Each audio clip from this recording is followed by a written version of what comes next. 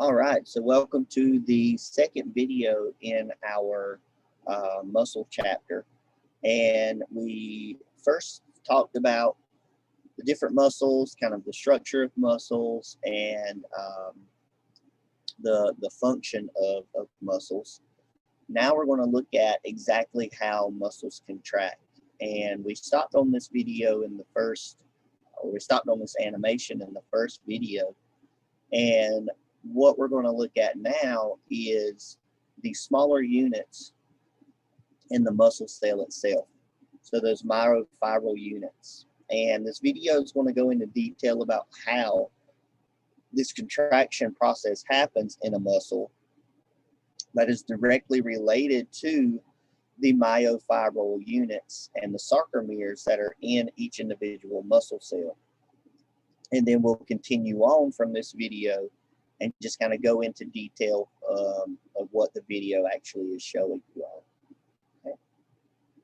Called T-tubules surrounds the sarcomeres and is an extension of the plasma membrane. When a motor neuron stimulates a muscle fiber to contract, these tubules distribute the signal uniformly throughout the cell. A network of organelles called the sarcoplasmic reticulum also surrounds the sarcomeres. The sarcoplasmic reticulum stores calcium ions that, when released, initiate muscle contraction.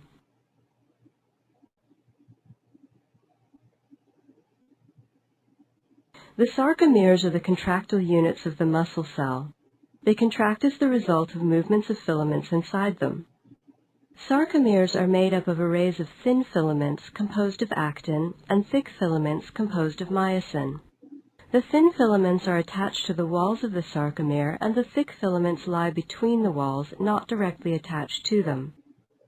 In the relaxed muscle, the walls of the sarcomere are relatively far from each other. To create a muscle contraction, the heads on the thick filaments crawl along the thin filaments, pulling the sarcomere walls closer together.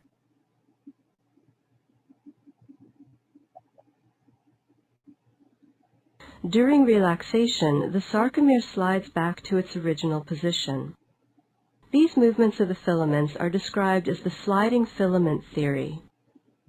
The movements are responsible for shortening entire muscles. In this case, muscle shortening raises the forearm.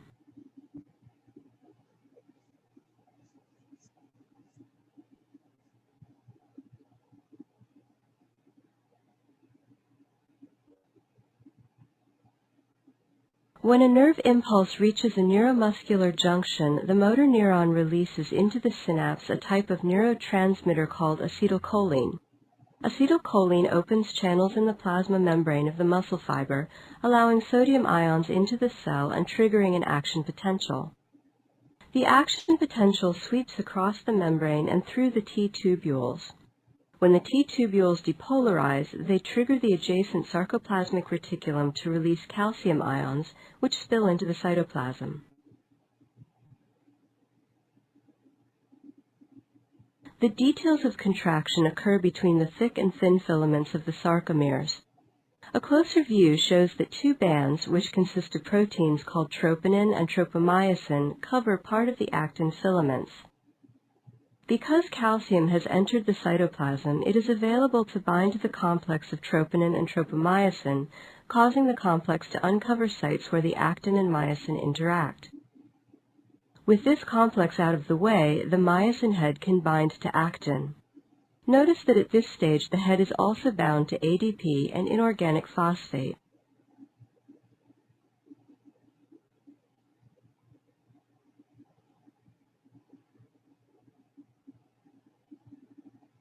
After binding to actin, the myosin head releases the inorganic phosphate, which causes the head to pivot. This movement, called the power stroke, forces the thin filament to slide. The molecule of ADP is then released and replaced by a molecule of ATP. The ATP is required for the head to release from the actin. The myosin head then cleaves ATP into ADP and inorganic phosphate. The cleavage causes the head to pivot back to its original position, where it attaches to another actin subunit. The cycle continues. The interactions between actin and myosin draw the ends of the sarcomere closer together.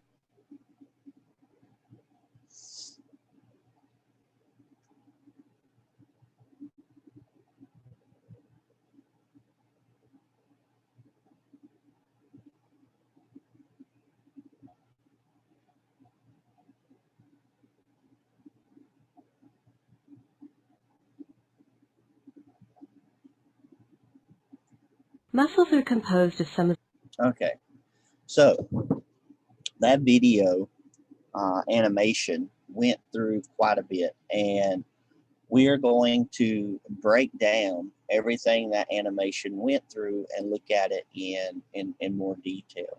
And so now that you've watched it one time, we're going to go through this, and then I would suggest going back and watching that animation again so that you'll probably understand what they're talking about, hopefully in a lot better.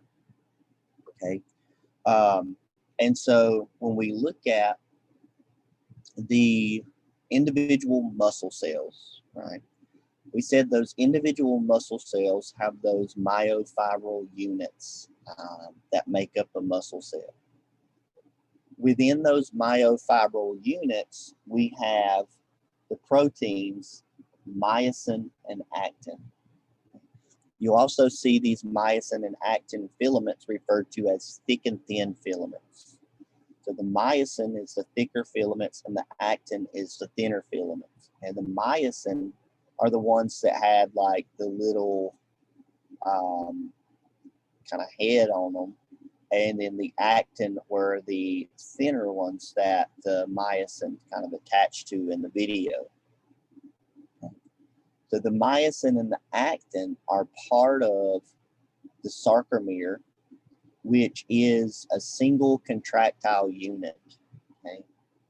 These units attach to the Z lines, and we'll show an image of those Z lines.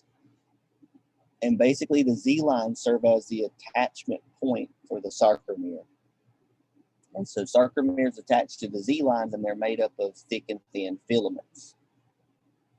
Now, each sarcomere is going to extend between two Z lines, right? So you have like Z line, and then the sarcomere is between those two Z lines. And these Z lines actually give the skeletal muscles their striation pattern. So that's what gives that striated appearance to skeletal muscles. Now, if we zoom in on a muscle cell and look at a myofibril, right? So this is one myofibril that is pulled from a muscle cell. And what you can see is the Z lines, which are these lines that kind of zigzag, right? You got two of them in this image. And the space between these two Z lines is the sarcomere. Okay. Now, if we pull out the proteins from that sarcomere and the Z line, so here you have the Z line, the other Z line, notice that the actin filaments, these thin filaments, right, they connect to the Z line. And there's some space in between these two kind of areas, the two actin sides. And then the myosin sit in between those actin filaments. The thick filaments sit in between the thin filaments, and they have those myosin heads. Okay? And so keep this structure in mind because it's very important in how the muscles are able to contract. Now, if you notice this space here, right, exists in every single sarcomere, right? So you can see that space. Now, the way a muscle contracts is every single sarcomere in a muscle cell will shorten. So this space will close, and instead of being this wide, it will end up being smaller. Okay.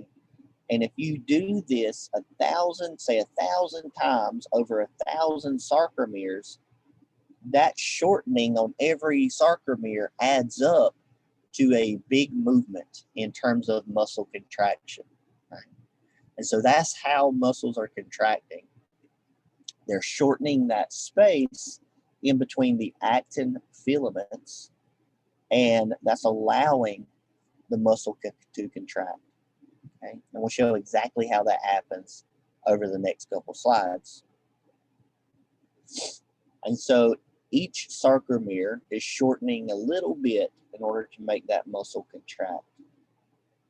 And now the basic process of this muscle contraction is that the muscle has to be activated by a nerve. The activation of the electrical impulse from that nerve releases calcium ions.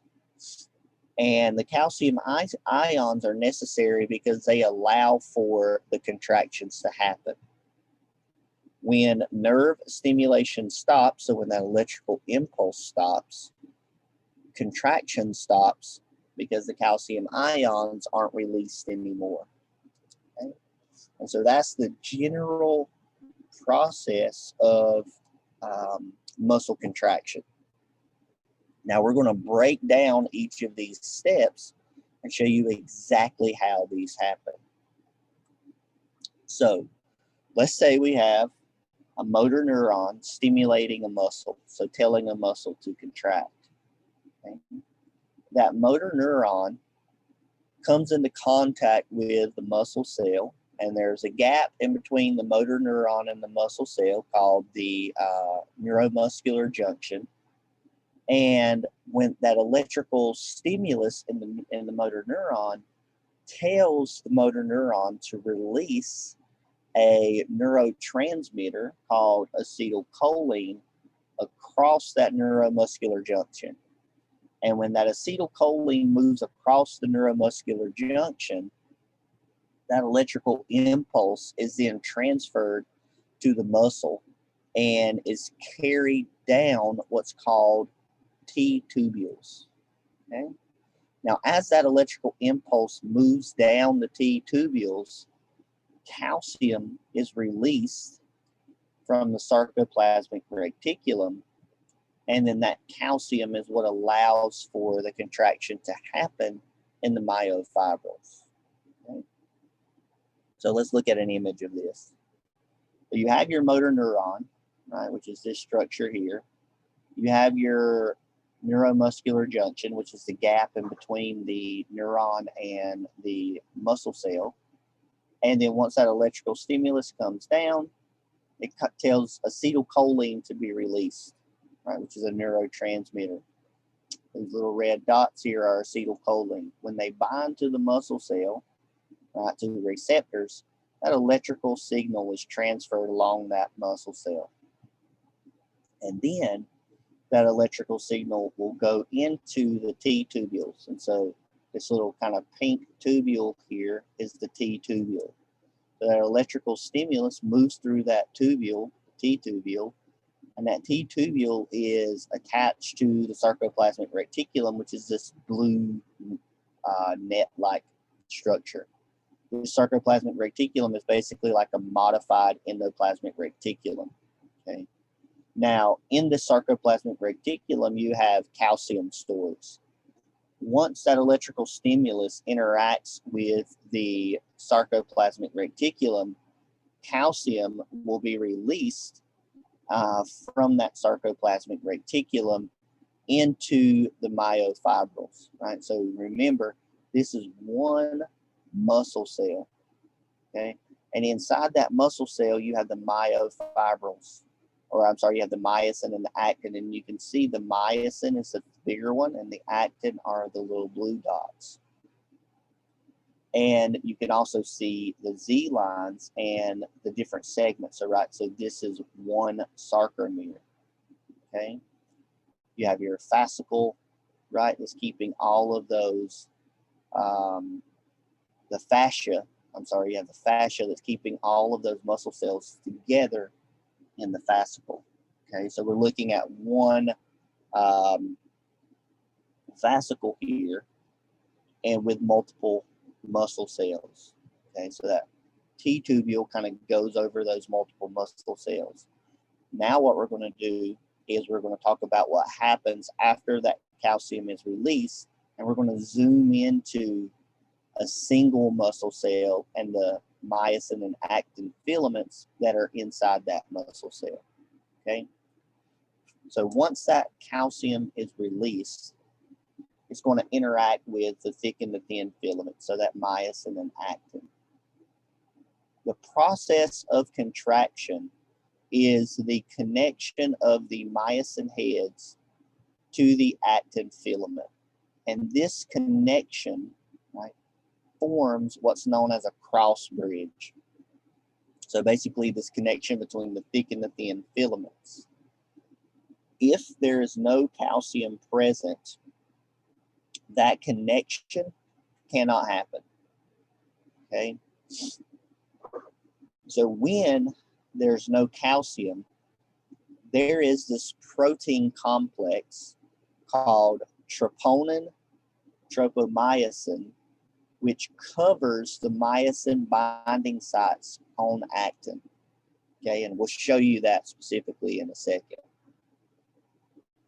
When the calcium is released from the sarcoplasmic reticulum, the calcium binds to this troponin tropomyosin complex, causing it to slide and move out of the way, allowing for the binding sites on the actin molecules to become available.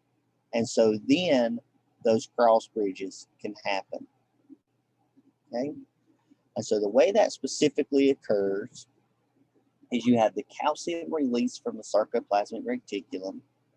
Calcium binds to the troponin, and it causes that complex to shift and slide over, and the binding site for the myosin is then exposed. The myosin heads will then bind to the actin filaments and form that cross bridge, and then the actin filaments will be pulled towards the center of the sarcomere, creating a smaller space in the middle of that sarcomere segment. And so then the sarcomere shortens.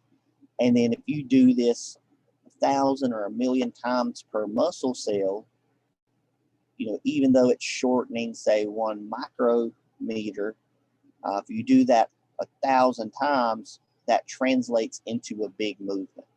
Right? So here's an image of the actin and myosin, right? So we are zooming in on this myofibril that's in the muscle cell. And I just realized this is not a bundle of muscle cells. This is actually the muscle cell itself. Okay, so this is a muscle cell, and then all of these inside are the myofibrils, like it says here. Okay, early in the morning, getting confused. Sorry about that.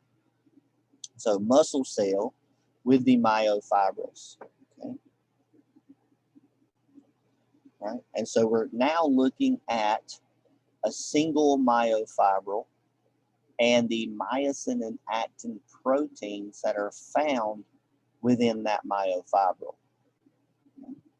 And so if we zoom into one of those sarcomeres, this is what we see right here. All right, notice we have that space. Okay. We have your myosin heads, right, and then we have your actin filaments. And on these actin molecules, you have binding sites for those myosin heads to attach. Okay.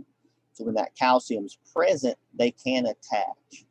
And when they attach, they form the cross bridge.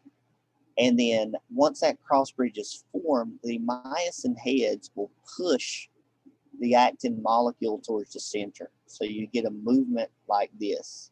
So instead of being, say, this wide when during relaxation, the sarcomere may be this wide once it finishes its contraction. This movement here is called the power stroke. Okay. And again, that connection, that cross bridge is not happening if there's no calcium present. And then once the nerve activation ends, the calcium molecules will be pumped back into the sarcoplasmic reticulum. This requires energy, right, to do that. That's one reason why our muscles need energy in order to contract. The calcium is no longer bound to that troponin tropomyosin complex, so the binding sites become covered again, and the myosin heads cannot form cross bridges anymore. Okay? So no calcium, no cross bridges. Now the other thing that our muscles need ATP and energy for during contractions is that in order for the myosin to release from the actin, an ATP molecule must bind to the myosin to allow it to release. If there's no energy, the myosin heads aren't going to release and detach from the actin, and so you can actually get a state of constant contraction because of that. And then once those myosin heads release, you get your muscle to relax, and it can be set up to start back over and undergo another contraction. Okay, so here's an image of kind of this process happening with the calcium. So here we're zooming into an actin, right? So this is the actin, and then this is the myosin, right? The green here is the tropomyosin troponin complex. So the tropomyosin is a little rope-like protein structure. The troponin is the binding site for the calcium. So when that calcium is released due to an electrical impulse, it binds to that troponin. And you can see here the binding sites for the myosin heads are covered by the tropomyosin. But when that calcium binds, that tropomyosin slides over, and now those binding sites are exposed. So now the myosin heads can form those cross bridges. Okay, and so again, they can't detach unless that ATP is present, and relaxation will happen once that ATP binds to the myosin head and causes it to detach. And so the principal energy source for muscles is ATP, so for muscle contraction. So ATP is needed to contract, it's needed to relax, and then that ATP can be replenished through a variety of different mechanisms. One, which we've already talked about, which is from glucose molecules through aerobic metabolism, so cellular respiration. And then other molecules are, say, creatine phosphate, and then also stored glycogen, which can produce and provide ATP for muscle contraction. And your book has a little table that kind of summarizes all of this. So you have your different energy sources. You have the quantity of those energy sources in the body. So, for example, stored ATP is pretty small, and it's about only 10 seconds of use. And it's got to be replenished by other sources. Aerobic metabolism, that's your, cellular respiration, 36 ATP molecules, pretty much always present, but it decreases once you have start exercising because you're not replacing that oxygen as fast, so that the body can break down that glucose as fast. Then we also have stored glycogen, stored creatine phosphate. Has a lot of ATP, but it's not available as often. Creatine is converted very quickly into ATP. And then for stored glycogen, you're using one glucose molecule for cellular respiration. So the body has to break this glycogen down into glucose in order for it to be to undergo that cellular respiration process. Okay. And so that's it for the second video, where we just kind of went over how muscles contract.